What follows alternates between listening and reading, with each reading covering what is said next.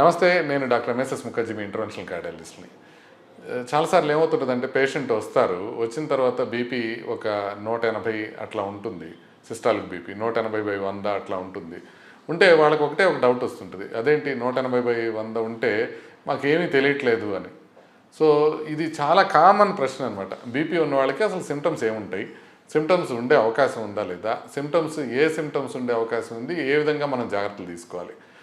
ఈ BP పేషెంట్స్లో symptoms గురించి వాళ్ళు మాట్లాడుకుందాం. Majority of the patients BP ఉన్న వాళ్ళు కూడా ఎటువంటి సిమ్టమ్స్ లేకుండా ఉంటారు. అంటే సిమ్టమ్స్ అస్సలు ఉండవు, కొంచెం కూడా. వాళ్ళకి ఏమి తలనొప్పి కానీ, కళ్ళు తిరగటం కానీ, ఇట్లాంటి మనం బీపీకి సంబంధించిన సిమ్టమ్స్ అనుకుంటాం చూసారా, అట్లాంటివి మెజారిటీ పీపుల్కి ఏముండదు. ఆల్మోస్ట్ మనకి ఇండియాలో బీపీ చాలా కామన్గా ఉంది. ప్రతి ముగ్గురులో ఒకరికి బీపీ ఉంది అడల్ట్స్లో, చిన్నపిల్లలను వదిలేస్తే. దాంట్లో సుమారుగా 50% మందికే ఇది తెలుస్తుంది. అసలు బీపీ ఉందనేది తెలుసు, చాలామందికి తెలియదు. 40% మందికే తెలుస్తుంది. మెజారిటీ పీపుల్కి అసలు బీపీ ఉన్నట్టే తెలియట్లా, ఎందుకంటే సిమ్టమ్స్ ఎక్కువ ఉండవు. అందుకే బీపీని సైలెంట్ కిల్లర్ అని పిలుస్తారు అనమాట. సో బీపీకి సంబంధించిన సిమ్టమ్స్ని మనం 4 రకాలుగా చూసుకోవచ్చు.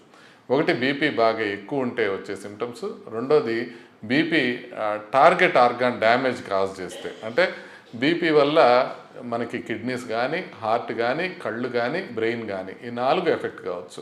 ఆ 4గిట్లో ఏదైనా ఎఫెక్ట్ అయినప్పుడు వచ్చే సిమ్టమ్స్. కొన్నిసార్లు చాలా వార్నింగ్ సిమ్టమ్స్ వస్తాయి. బీపీ వచ్చినప్పుడు ఇంకా ఇమ్మీడియట్గా మనం చూడాల్సిన సిమ్టమ్స్, అవి ఎమర్జెన్సీ సిమ్టమ్స్. అవి కాకుండా అండర్లైన్ కాజ్ వల్ల వచ్చే సిమ్టమ్స్, అంటే ఫర్ ఎగ్జాంపుల్ ఇప్పుడు బీపీ దేని వల్ల వస్తుందో దానికి సంబంధించిన సిమ్టమ్స్ ఉండొచ్చు. ఈ 4 రకాల సిమ్టమ్స్ మనం బీపీ ఉన్న వాళ్ళకి చూడొచ్చు.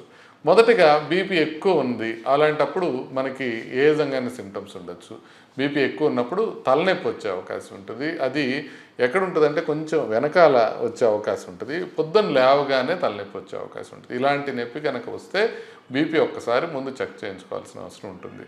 రెండోది, విజువల్ డిస్టర్బెన్సెస్, అంటే కళ్ళు కనపడటం, రెండుగా కనపడటం కానివ్వండి, కొంచెం బ్లరింగ్గా కానివ్వండి కనపడితే హైపర్టెన్సివ్ అర్జెన్సీ అయ్యే అవకాశం ఉంటుంది. మూడోది, బాగా బీపీ ఎక్కువైనప్పుడు ముక్కులోంచి బ్లడ్ కారినా కూడా మనం బీపీ ఎక్కువ ఉందా లేదా అనేది చెక్ చేసుకోవాలి.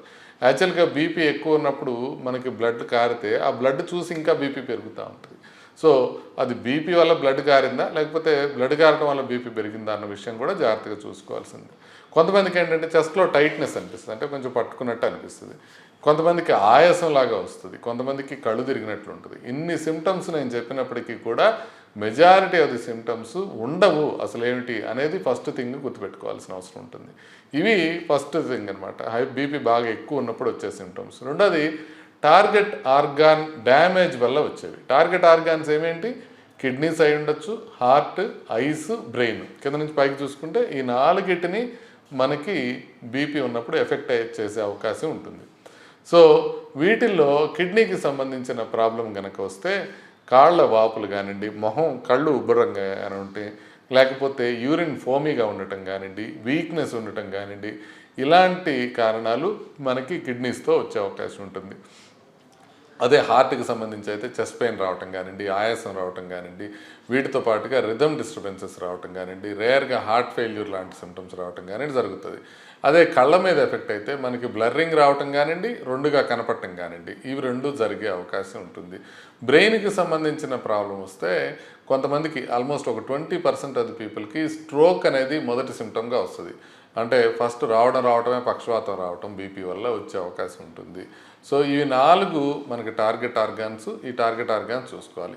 ఇకపోతే రెడ్ ఫ్లాగ్స్, సివియర్గా హెడేక్ వచ్చినా, సడన్గా కనుచూపు పోయినా, చెస్ట్ పెయిన్ విపరీతంగా రావటం, దాంతోపాటు వెనక్కి రావడం, అంటే గుండె నుంచి వెళ్ళే మేజర్ రక్తనాళాన్ని అయోటిక్ రక్తనాళం అంటారు. ఆ అయోటాలో డిసెక్షన్ అనేది రావచ్చు బీపీని కనుక మనం అన్కంట్రోల్గా ఉంటే. నిన్న కూడా ఒక డాక్టర్ గారు ఢిల్లీలో చనిపోవడం జరిగింది అయోటిక్ డిసెక్షన్తో. అది వచ్చిన తర్వాత మనం దాన్ని ట్రీట్ చేయడం కష్టం. ఆ బీపీని ముందే కంట్రోల్ చేసుకుంటే డిసెక్షన్ రాకుండా ఉంటుంది. ఆయాసం సివియర్గా వచ్చి పడుకోలేకపోవడం కానివ్వండి, లేకపోతే కాలు చేయి చచ్చుపట్టడం కానివ్వండి, ఫిట్స్ రావటం కానివ్వండి, కన్ఫ్యూజన్ వచ్చి సెన్సోరియం మారటం కానివ్వండి, ఇవన్నీ రెడ్ ఫ్లాగ్ సిమ్టమ్స్ అనమాట. ఇవి కనుక వచ్చినాయి అని అంటే ఆల్మోస్ట్ ప్రాణానికి ప్రమాదం కలిగే అవకాశం ఉంటుంది. ఇది బీపీకి సంబంధించిన 3వ రకమైన సిమ్టమ్స్. సంక్లిష్టమైన స్టెంట్ బైపాస్ మన పల్స్ హార్ట్ సెంటర్లో చేయించుకోండి, యూ విల్ బి సేఫ్. ఇకపోతే నాలుగోది ఏంటంటే secondary hyper tension flu, BP దేనివల్ల వచ్చిందో దానికి సంబంధించిన సిమ్టమ్స్ అనమాట. ఫియోక్రోమాసైటమా అని ఉంటుంది ఒకటి, ఆ ఎండోక్రైనల్ ప్రాబ్లం ఉండేది. సో దాంట్లో కనుక బాగా సివియర్ హెడేక్ కానీ, దడ కానీ, చెమటలు పట్టడం కానివ్వండి, అప్పుడప్పుడు సడన్గా జరుగుతూ ఉంటాయి. అంటే మామూలు కూర్చొని ఉంటారు, సడన్గా అట్లా వస్తుంటాయి. అది ఫియోక్రోమాసైటమాకి సిమ్టమ్. అది మాత్రమే కాకుండా కుషింగ్ సిండ్రోమ్ అంటే మొహం అంతా బాగా వాపు వచ్చి ఇక్కడ వెనకాల హంప్ లాగా వచ్చి ఇట్లా మూన్ ఫేస్ అంటారు అనమాట. అలాంటి కుషింగ్ సిండ్రోమ్ అనే దాంట్లో వస్తాయి. థైరాయిడ్ ఎక్కువగా ఉంటే లేకపోతే థైరాయిడ్ తక్కువ ఉంటే రెండిట్లో కూడా బీపీ రావచ్చు.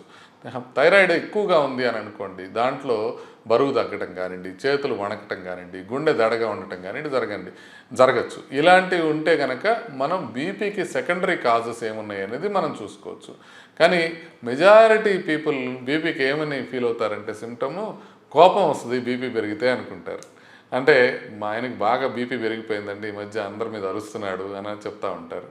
కానీ దాంట్లో మనం తెలుసుకోవాల్సింది ఏంటంటే కోపం వస్తే బీపీ పెరుగుతుంది కానీ బీపీ వల్ల కోపం పెరగదు. అదొకటి చాలా ఇంపార్టెంట్ థింగ్. ఏంటంటే కోపం వచ్చినప్పుడు ఆ కోపం వల్ల బీపీ పెరుగుతుంది కానీ నార్మల్గా బీపీ ఎక్కువ ఉన్న వాళ్ళకి కోపం ఎక్కువ రాదు. కోపం ఎక్కువగా ఉండడం అనేది బీపీకి సంబంధించిన సిమ్టమ్ కానే కాదు. బీపీ వల్ల మనం ఇప్పుడు అనుకున్న సిమ్టమ్స్ రావచ్చు, అవి కూడా అకేషనల్గానే వస్తాయి. కానీ కోపం అనేది దాంట్లో ఒక సిమ్టమ్ కాదు. బీపీ ఎందుకు వచ్చింది అనే దాంట్లో కోపం అనేది ఒక కారణం కావచ్చు. అట్లాంటి మానసిక ఒత్తిడి కూడా లేకుండా చూసుకోవాలి. సో ఇవి అండి ఇంపార్టెంట్ థింగ్స్. మనం ఇవాళ ఒక్క విషయం నేర్చుకోదలుచుకుంటే అది ఏంటంటే మనం బీపీ అనేది ఉందా లేదా అనేది చెక్ చేసుకుంటే తప్ప తెలియదు. బీపీని సైలెంట్ కిల్లర్ అంటారు. ఇండియాలో ప్రతి ముగ్గురులో అడల్ట్స్లో ఒకరికి బీపీ ఉంటుంది. అంత ఎక్కువగా ఉంది కాబట్టి దాన్ని ఖచ్చితంగా మీరు చెక్ చేసుకోవాలి. ప్రతి సంవత్సరం ఒకసారి చెక్ చేసుకొని చూసుకోవాలి. ఒకవేళ బీపీ ఎక్కువగా ఉందంటే ట్యాబ్లెట్స్ లైఫ్ లాంగ్ వాడాలి. ఒకవేళ బీపీకి ట్యాబ్లెట్స్ లైఫ్ లాంగ్ వాడకపోతే ప్రాబ్లము.